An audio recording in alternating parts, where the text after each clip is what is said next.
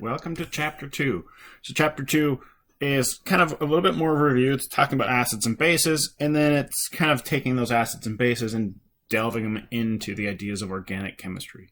And so we'll start to see some kind of newer concepts in this chapter. So before we get to that, we're going to take a step and we're going to talk about something that's not in the chapter, but is on the exam. So this idea of functional groups, so it's as we take our organic molecule and we start to build in different components, right? And so it's a collection of atoms, and it's in these functional groups that the chemistry often takes place. And so there's kind of three primary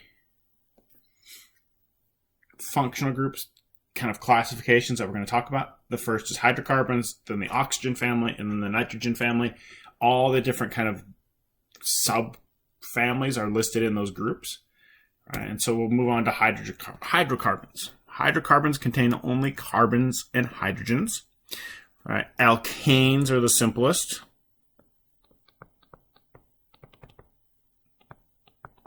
And so these things have all single bonds. So if we think about something like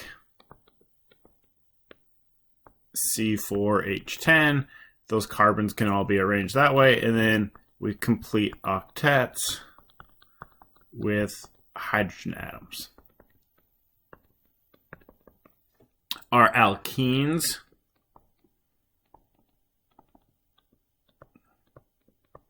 will contain a double bond. So there will be two fewer hydrogens.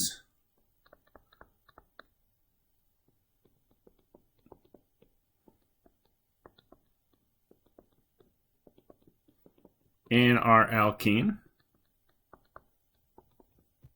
And then a carbon-carbon double bond appears somewhere in the molecule. Alkynes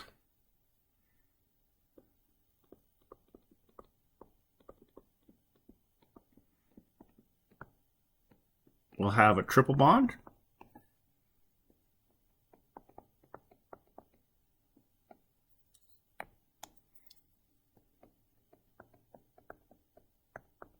Somewhere in the molecule.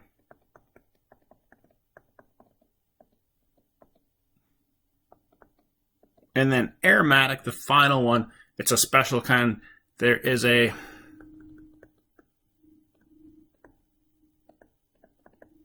six-member ring. And so this will often be represented as a hexagon.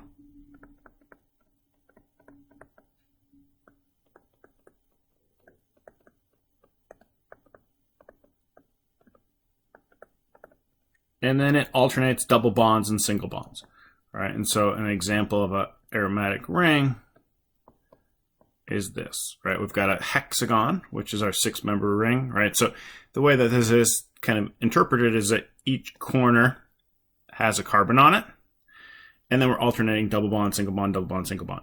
What are not shown are hydrogens, right? And so this carbon here, for example, already has three bonds. The single bond and then the double bond counts as two, and so to fulfill that bonding pattern, there would be a hydrogen there.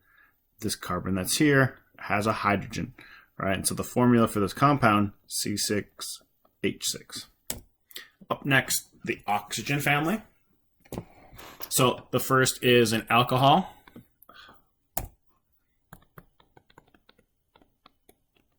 And so this is going to have an OH somewhere in there. This is referred to as a hydroxyl.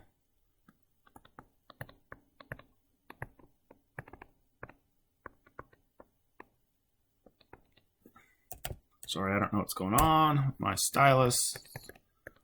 Right, and so then the rest of the atoms will be filled in with hydrogens. And ether is going to place an oxygen atom between carbon groups.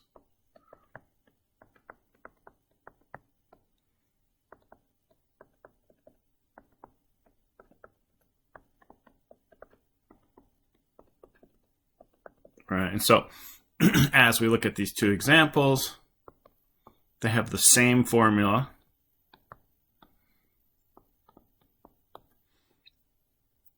but they have different connectivity.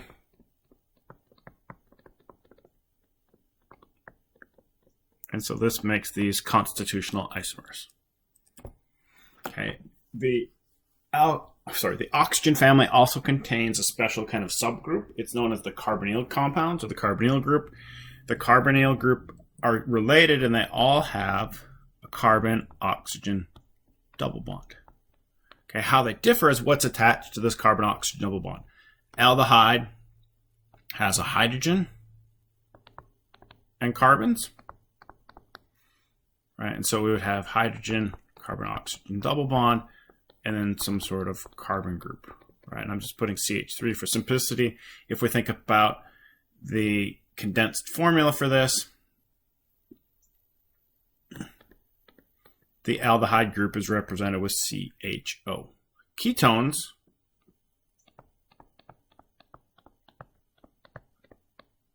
has carbons on both sides.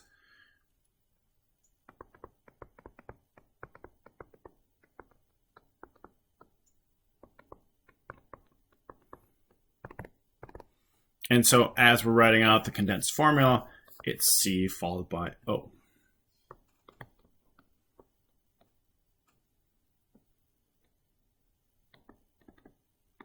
Carboxylic acids have an OH on the side. So we have our carbon-oxygen double bond, and then an OH, and then some sort of CH3 group, right? And so the condensed formula for that CO2H, and then an ester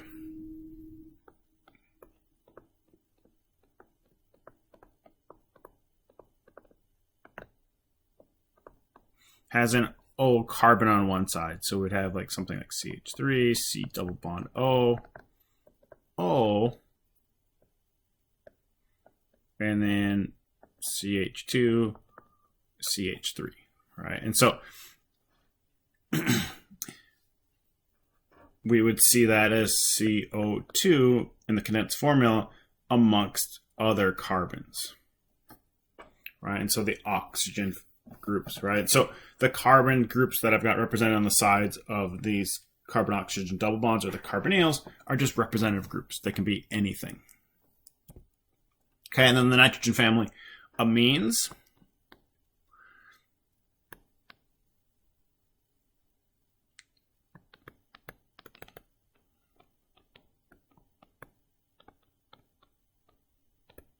There's actually 3 different classifications for amines. A primary amine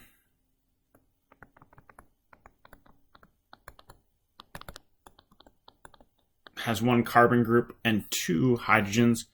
A secondary amine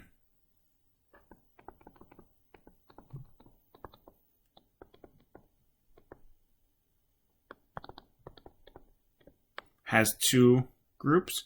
A tertiary amine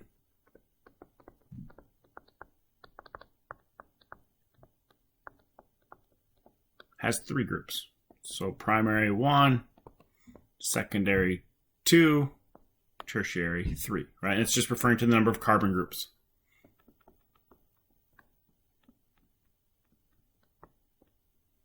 Okay, but they all will contain a nitrogen. Amides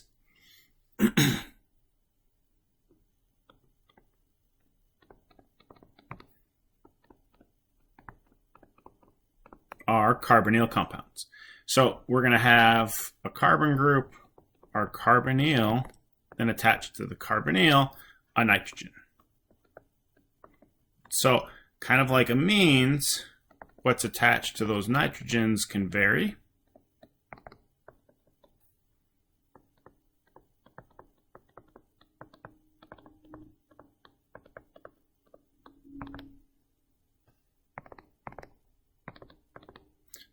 So we can place a variety of different carbon groups onto the nitrogen, right? So there's examples where there's no carbons, an example where there's 1 carbon, an example where there's 2 carbons. But these are all examples of amides. The final group that was listed under the kind of initial PowerPoint slide for this was nitriles. A nitriol is a carbon-nitrogen triple bond, right? So we have CH3, carbon-nitrogen triple bond. All right, that's our nitriol. So this rounds out the functional groups. You should know these groups. Recognize that all the carbon groups that I've drawn in here are just representative groups. There are a wide variety. A lot of molecules will have multiple functional groups. If you need help with this, please let me know. Shoot me an email.